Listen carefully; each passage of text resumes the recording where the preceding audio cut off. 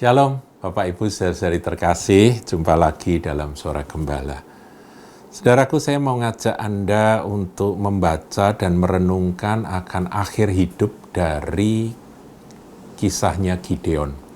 Kita tahu Gideon itu dulunya seorang bukan siapa-siapa, tapi karena dia dipilih Tuhan, dia diurapi Tuhan, dia akhirnya menjadi pahlawan Israel dan diangkat menjadi salah satu hakim di zaman hakim-hakim umat Tuhan. Nah, keberhasilan Gideon memang dahsyat, saudaraku. Itu saudara bisa baca di dalam Hakim-Hakim 6, 7, 8 ya. Itu luar biasa bagaimana Tuhan mengurapi dan memakai Gideon dengan 300 laskar itu untuk mengalahkan Midian dan Amalek yang jumlahnya tak terhitung.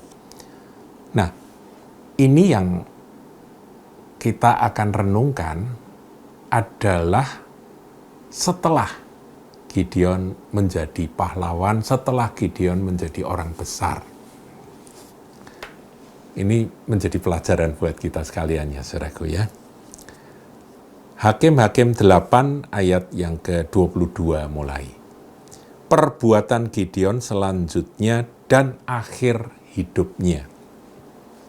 Kemudian berkatalah orang Israel kepada Gideon, biarlah engkau memerintah kami, baik engkau, baik anakmu maupun cucumu, sebab engkaulah yang telah menyelamatkan kami dari tangan orang Midian. Ya, dia diakui dan diangkat untuk menjadi pemimpin bagi umat Tuhan.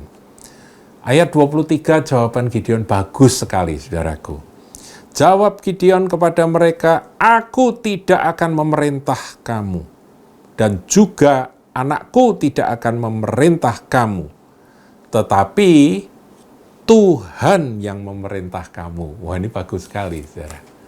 Sampai di sini Gideon oke, benar, tidak salah. Dia sukses, dia diangkat, dia diminta untuk menjadi pemimpin dan memerintah atas umat Tuhan. Dia berkata, aku tidak akan memerintah kamu, juga anakku tidak akan memerintah kamu, tapi Tuhan yang memerintah kamu. Bagus.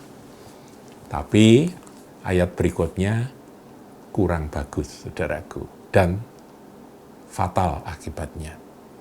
Kita lihat ya. Selanjutnya kata Gideon kepada mereka, satu hal saja yang kuminta kepadamu. Baiklah, kamu masing-masing memberikan anting-anting dari jarahannya, karena musuh itu beranting-anting emas, sebab mereka orang Ismail. Jadi orang Ismail itu pakai anting-anting emas, itu kan dijarahkan. Itu kumpulkan. Masing-masing anting-anting itu kumpulkan. Ayat 25, jawab mereka, kami mau memberikannya dengan suka hati, ya, karena mereka betul-betul merasa utang budi ya, dan mengagumi akan Gideon ini. Dan setelah dihamparkan sehelai kain, maka masing-masing melemparkan anting-anting dari jarahannya ke atas kain itu. Klonteng, emas semua, saudaraku. Wow, berapa banyak, saudara? Ayat 26. Adapun berat anting-anting emas yang dimintanya itu ada 1.700 shikal emas. Belum terhitung bulan-bulanan, perhiasan telinga, dan pakaian kain ungu muda yang dipakai oleh raja-raja Midian. Dan belum terhitung kalung rantai yang ada pada leher unta mereka. Orang Midian ini kaya-kaya, saudaraku. Unta aja dikasih kalung rantai, saudaraku. Rantai apa enggak disebut, tapi menurut saya emas ya, kalau bukan emas kan enggak ditulis, saudara. Jadi sampai sebegitunya, bulan-bulanan ya. Jadi mereka suka dengan perhiasan-perhiasan emas. Itu dikumpulkan semua. Nah, saya coba hitung, saudaraku. Di situ dikatakan 1.700 shikal emas. Shikal emas itu satu timbangan yang dipakai pada zaman itu. Nah, kalau kita konversikan dengan gram, saudaraku, totally 1.700 shikal itu adalah 19.380 gram. Jadi 19 kilo lebih. 19 kilo emas loh, saudaraku. Wow, itu. Sekarang harganya berapa, Mas, saudara? Harga emas mungkin berapa? 800.000 ya. Ya, katakan 800.000. Kali 19.000. Wow. Sudah hitung sendiri, saudaraku ya. Saya nggak mau ngajak saudara untuk ngitung hartanya si siapa? Gideon. Ayat 27, saudara. Kemudian Gideon membuat efod dari semuanya itu. Efod itu apa sih? Efod itu baju kebesaran, saudaraku, yang biasanya dipakai oleh para imam besar. Baju.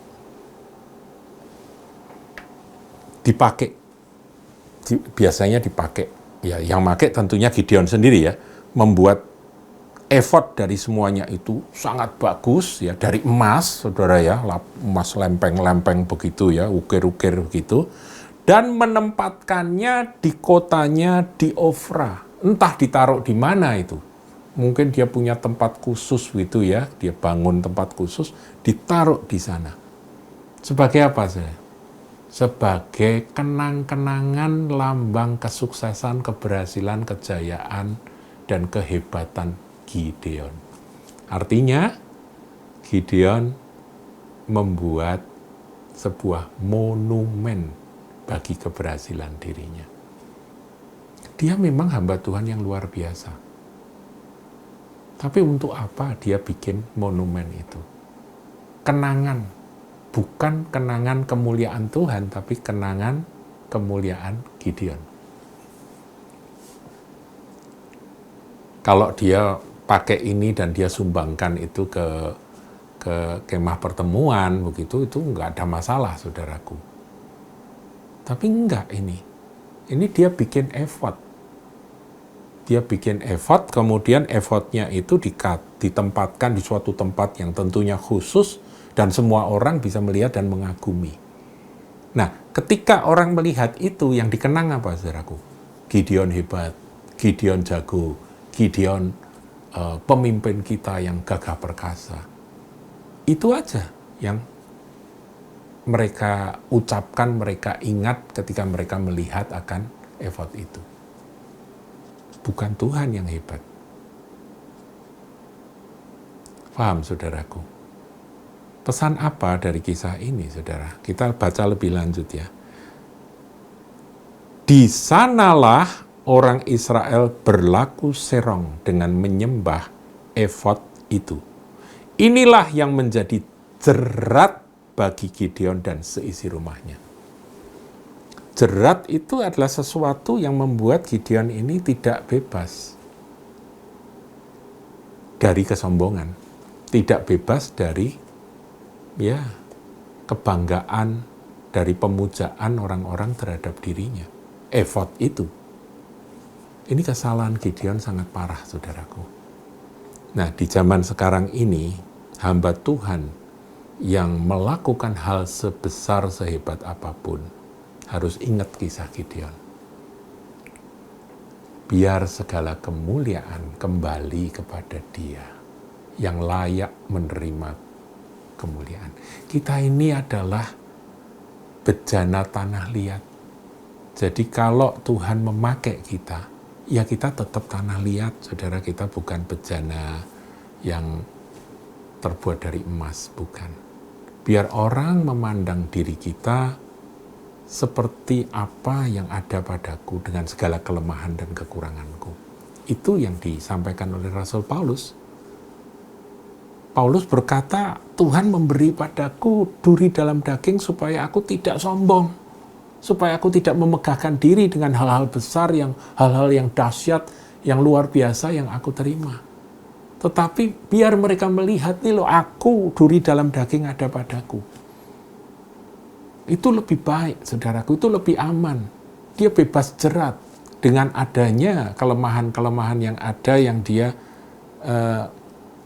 terbuka di hadapan, dia menjadi surat terbuka di hadapan semua orang, dia justru selamat, dia justru aman dari kesombongan dan jerat kesombongan, saudaraku ya. Tapi Gideon malah membuat jerat bagi dirinya sendiri.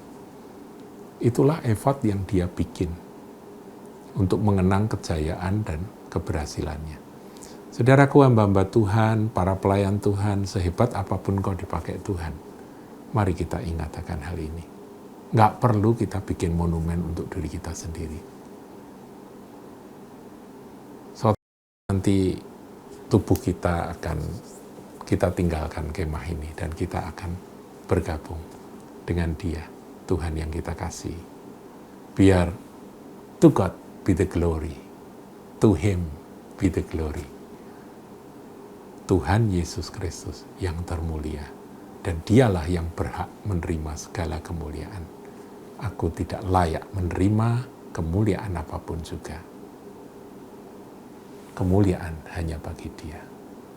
Tuhan Yesus memberkati.